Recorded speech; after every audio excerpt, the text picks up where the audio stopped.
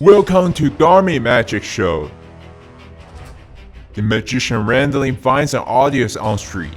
He's about to show her a magic that has never been performed. This magic will leave his name in history. He will move the watch button from the right to the left without even touching it. Ladies and gentlemen, you are about to witness the most magical moment with your own eyes. He did it! It's unbelievable! How did that just happen?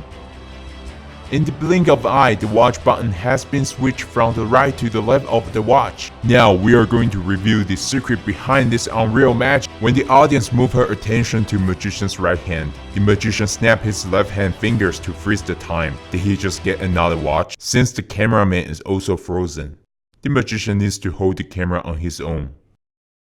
First, press and hold the watch screen. Select Settings. Select System.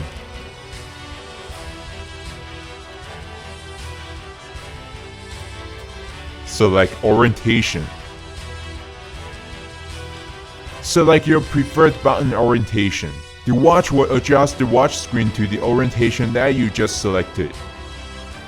Now you know the tips of becoming a great magician. We will see you in the next episode of Garmin Magic Show.